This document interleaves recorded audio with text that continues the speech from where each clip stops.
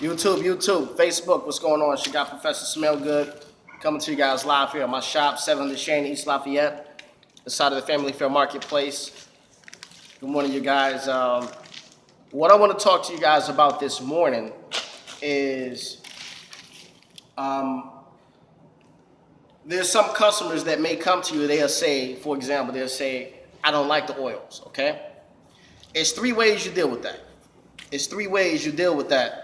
I don't like the oil. That statement, I don't like the oil, okay? Now, the very first thing is you have to educate the people the difference between the oils and the actual colognes, which is not actually a pretty big difference, okay? They actually make the colognes or the perfumes, they actually make it from the oils. They take the oils and then they dilute it with alcohol, okay? That becomes cologne or perfume spray. But the original name for it is actually called Hungary water.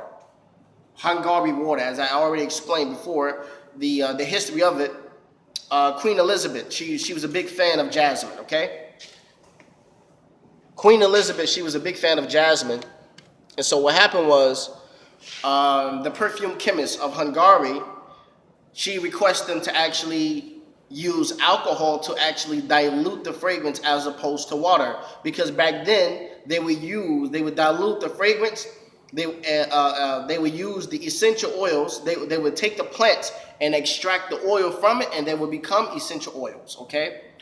But they will also dilute it, and they would use water to make like pretty much like an air freshener, or they would actually boil the water. Good morning. Good morning. They will actually boil the water, okay, and make some type of pretty much like an air freshener, or like a burning oil. You can, or like but water based pretty much. All right, a water based burning oil. Okay. So Queen Elizabeth, she said, why don't you guys use alcohol as opposed to water? It's okay. Why not? So they would use jasmine. They used jasmine, a fragrance that she actually used to like, and they would dilute it with alcohol, and it became a hit. And so Queen Elizabeth, she thought of the idea, and she actually called it what? She gave it the name of actually Hungary water. Queen Elizabeth was actually the one who actually gave it that name. She gave the cologne and sprays that we see nowadays, it was actually given the name by Queen Elizabeth. Hungary water, that's the actual name of it. If you do your research, you're going to see exactly what I'm talking about. Okay, so that's the very first thing. You educate your customers about it. Please, be patient with me. I'm not packing up my stuff, but I'm setting up at the same time I'm talking to you, so be patient with me. All right, so that's the first thing. Use it as an opportunity to actually educate them about the difference between the colognes and the oils, okay? The second thing is you should tell your customers, you should say, listen, you got a lot of oils that smell exactly just like the actual spray. I'll give you an example. Acqua di Gio. Acqua di Gio for the men, right? If you smell Acqua di Gio for the men and you smell the oil, they smell just the same. When you put it on, they smell just the same. And just the only difference is that the oils actually last longer, and they smell, actually, it's the same scent, but it smells better with the oils, because actually the oils, it smells better when it gets in your body chemistry. Okay? Now when it comes to the actual colognes and the sprays, a lot of people don't even spray it on their skin. They spray it on the clothes. All right?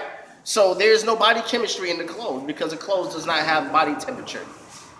We are human beings. We have body heat. So from body heat, that actually. Good morning. How you doing, miss? The body heat that actually humidifies the body chemistry, right? And that's the reason why oils and fragrances, they don't smell the same on everybody, because everybody has a different body chemistry, okay? So the first thing, you can educate them about the actual history. Actually how the perfumes and the colognes is made. That's for one. For two, tell them that it's not, you got fragrances that smell exactly just like the spray. I give another example. Take a lady that loves White Diamond, right? The spray. Bring her over to the oils, let her smell the oils, And she said, wow, it smells exactly the same. And when she come back to you, like 90% of my customers, they come back and they say, you know what? I like the oils better than the actual sprays because the oils, they last longer, but they smell much fresher, much richer, much cleaner, smells better. All right? So, number one, use it, educate them about how the perfumes is made, which is made from the oils, okay? Also, and tell them, you know, we have colognes, we have oils that smells exactly just like the sprays. Number three is, the third thing is, a lot of times this is just their way of not even want to buy it. You know, they really don't want to buy it. They don't want to tell you they don't want to buy it. You know what I'm saying? But they really don't want to buy it. But you have to use your own common sense. Good morning, how you doing? You have to use your own common sense and use your own insight and reasoning and find out which one of the three it is, okay? Now, if you think, okay, I can pretty much break it down for you. A person who doesn't really want, a person who says, I don't wear the oils, right? And you educate them and you say, okay, let me educate you about how the oils is made. If they say, okay, oh, for sure, why not? Educate me. Then perhaps they're in their first category, right? They're in the first category, which is, you know, they don't like the oils because they don't know how the oils is actually made. You feel what I'm saying? But if they would take time, if they take time out to actually hear everything that you got to say, and they say, oh, well, that's interesting, you know. Matter of fact, because you said that, let me smell it, let me try it, let me put it on. And whatever fragrance that they normally wear with the cologne, give them the same one with the oil. Same one with the oil. Watch they come back to you and they're going to say, what's good, family? Watch they come back to you and they say, listen, I like the oils better than the actual sprays. Watch what I tell you. They will allow you to educate them. That's how you know if they're from the first category. All right, the second category, which is, I forgot what I said, man. Sometimes it's happened. Okay, the first time to educate, okay, about the oils, you know. And the second one is, dang, what was the second one? I hate when that happens. Because everything that I talk about be freestyle. It be off the dome. I don't write none of this stuff down, so I just gain it. I just have it stored in my memory. All right? Educate them about where the oils actually, where the colognes actually started from. That's number one. Number two, no, how they're made. That's number one. And number two, tell them about the history of it. I think that's number two. Man, I hate when that happens.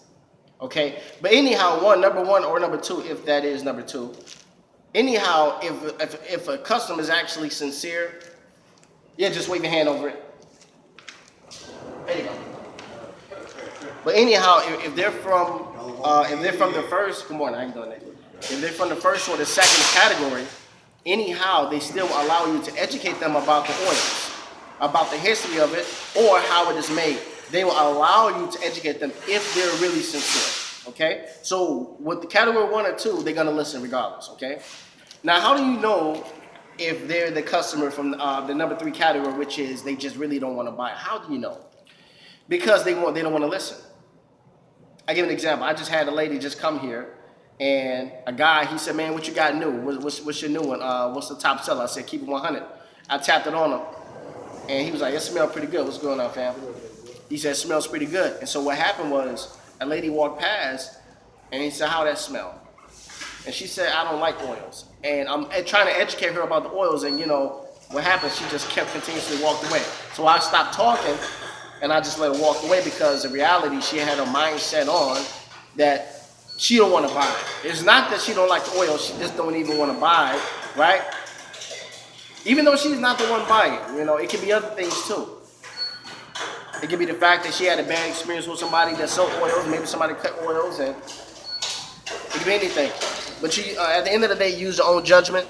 That's pretty much it. You got Professor Smell. Thank you.